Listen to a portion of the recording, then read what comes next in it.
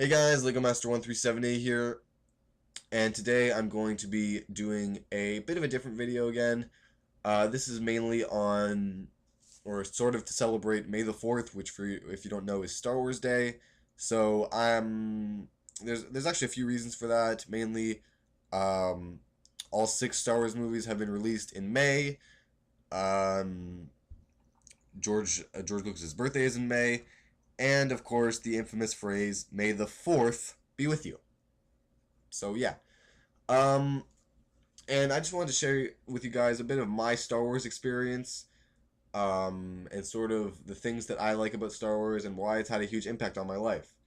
It's had an impact on my life in terms of it's been feeding my imagination all these years, and it's been one of the key factors.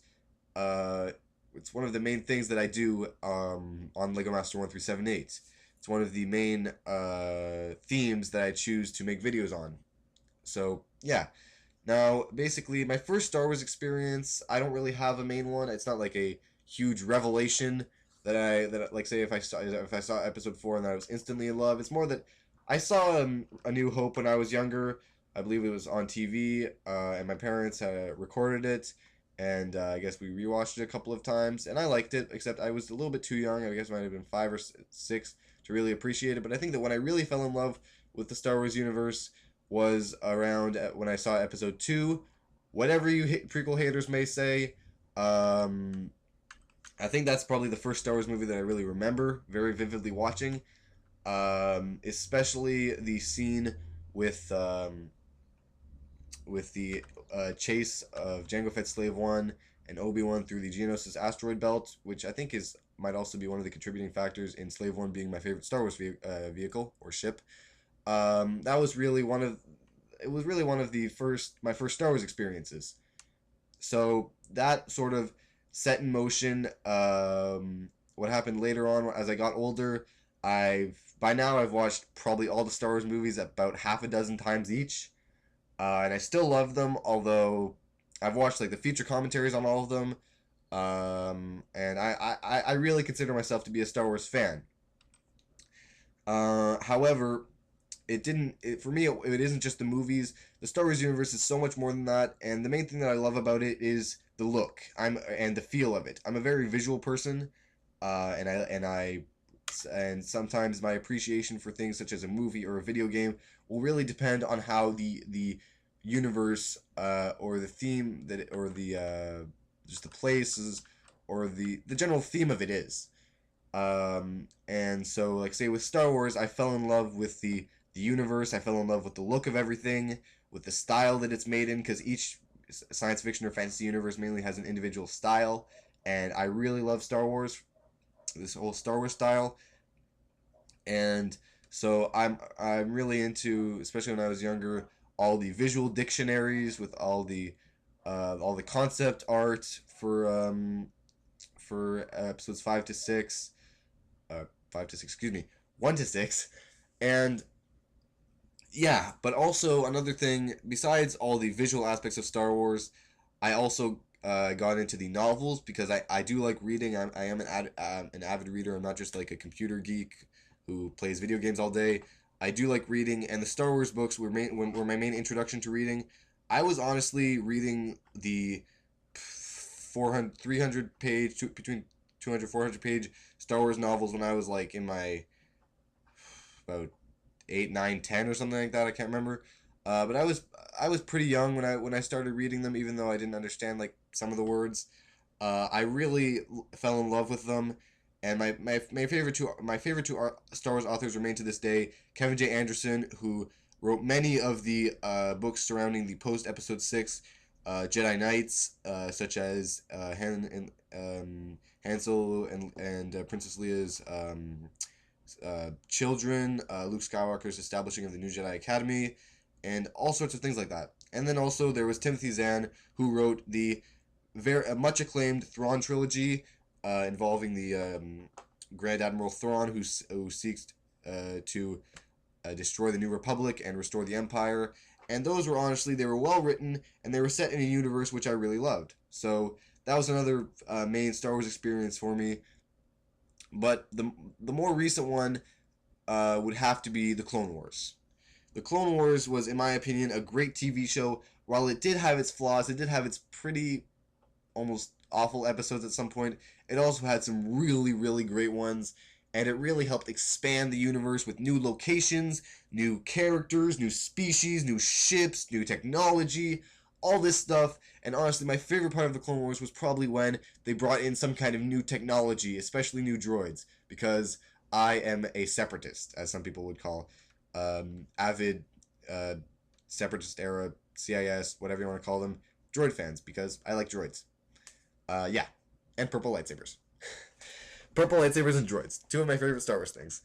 Anyway, so the Clone Wars was a really great experience for me. I watched the first season on television, and then my local broadcaster stopped broadcasting it. For those who, I did not watch it on Cartoon Network because I do not get Cartoon Network.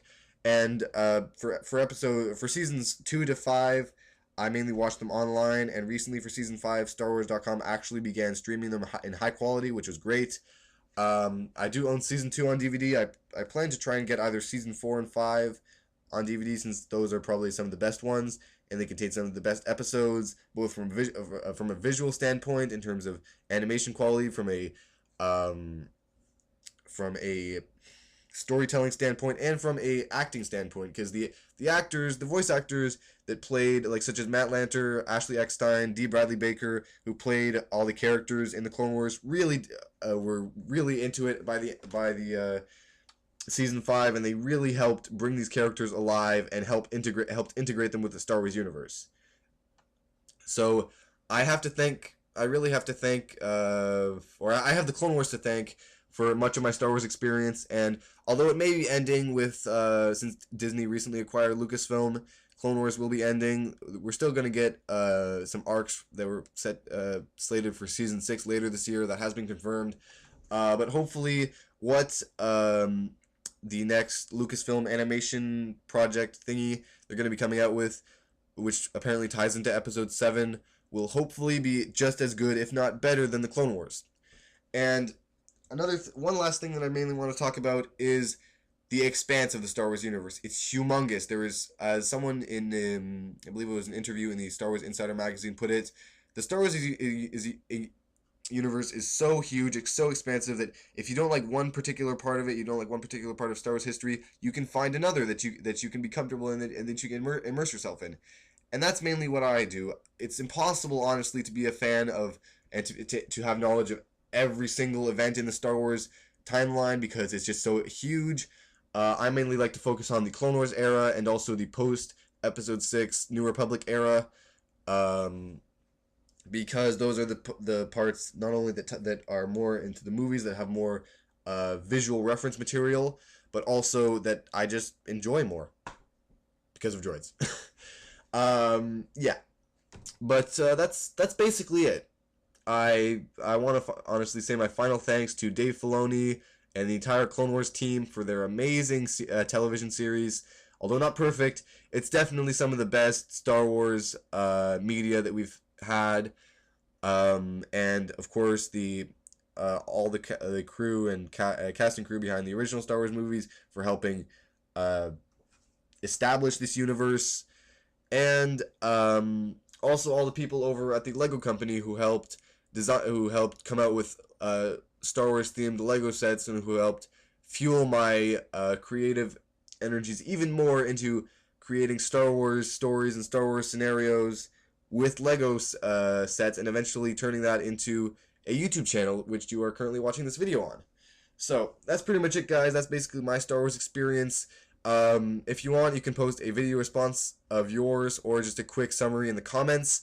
I would be much appreciated. One of the reasons why I like posting these videos is to try and get discussions going and try to get people's opinions and feedback on things. That's honestly one of the great things about YouTube, is that you can post stuff and you can get people's opinions on it. And while it's not, the comment section is by no means a forum, it's definitely a place to form community. And honestly, Star Wars has a huge fan base, and I'm sure that there's fans that want to discuss it and that want to interact with other people that have the crazy love for the same universe that they do. So that's pretty much it, guys. I thank you all for watching this pretty long video, and I will see you again in something else that I will create soon. So, see you all later. Bye.